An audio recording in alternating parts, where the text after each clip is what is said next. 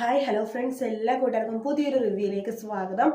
അങ്ങനെ നിഷ മനോഹർ വിവാഹം കഴിഞ്ഞു. നിഷയുടെ വിചാരത്തിൽ റോഹൻ വേറെ എന്തോ ഒരു വലിയ സംഭവമാണെന്നാണ് കേട്ടോ.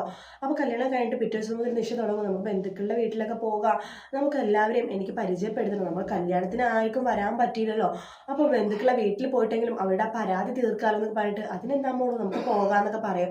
അങ്ങനെ നിഷ പറഞ്ഞൊരു ആഗ്രഹമാണ്. ഞാൻ ഒരു ആഗ്രഹം പറഞ്ഞോട്ടെ റോഹൻ ഏട്ടാന്ന് ചോദിക്കുമ്പോൾ, പറഞ്ഞോളൂ മോള്, എന്താ മോളുടെ ആഗ്രഹം ചോദിക്കുമ്പോൾ, അതെ എൻ്റെ ചേച്ചി ഉണ്ടല്ലോ ഒരുത്തി, അവളുടെ വീട്ടിൽ നമുക്ക് പോകാം എന്ന് പറയാണ്.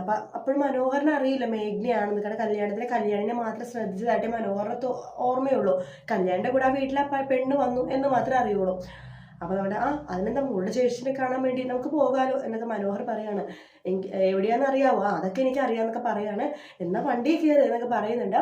അങ്ങനെ വണ്ടി കയറി നമ്മുടെ നിഷ കൊണ്ടുപോകണത് നമ്മുടെ മേഘ്നയുടെ അടുത്തേക്കാട്ടോ, അതായത് കല്യാണിന്റെ കിരണിന്റെ അടുത്തേക്കാണ്.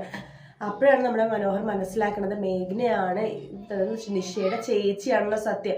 അത് മനസ്സിലാക്കണ മനോഹർ തകർന്നു പോകുവാണ്.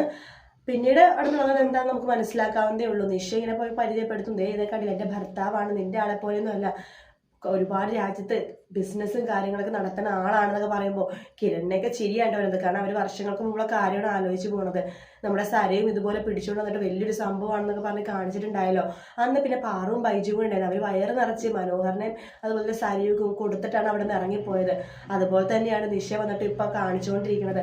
എൻ്റെ ഭർത്താവ് അങ്ങനെയാണ്, എൻ്റെ ഭർത്താവ് ഇങ്ങനെയാണ്, നിങ്ങൾക്ക് ആർക്കും കിട്ടാത്ത വലിയൊരു സൗഭാഗ്യമാണ് എനിക്ക് കിട്ടിയത് എന്നൊക്കെ പറഞ്ഞിട്ട് അവിടെ നിന്ന് പോകുവാണ്. മേഘനക്ക് വലുത്തത് വിഷമം തോന്നും കേട്ടോ. കാരണം ഈശ്വര, ഇങ്ങനത്തെ ഒരു ആളാണല്ലോ ഇവള് കല്യാണം കഴിച്ചതെന്ന് ആലോചിച്ചിട്ട് മേഘന അന്ന് മുതൽ കരച്ചിൽ തുടങ്ങും കേട്ടോ. എന്തായാലും നല്ല സൂപ്പറായിട്ടുള്ള ഭാഗങ്ങളാണ് വരാൻ പോകുന്നത്. നിഷ കഥ അറിയാതെ ഇങ്ങനെ ആട്ടം ആടുന്നതും സറിയോ അതിൻ്റെ പുറകെ ഓടുന്നുള്ള ഭാഗങ്ങളൊക്കെ കാണാനായിട്ട് കാത്തിരിക്കാം. വീഡിയോ ഇഷ്ടപ്പെട്ടെങ്കിൽ ലൈക്ക് ചെയ്യാൻ മറക്കരുത്, സബ്സ്ക്രൈബ് ചെയ്യാൻ. മറ്റൊരു വീഡിയോ വീണ്ടും കാണാം. Take care, bye bye.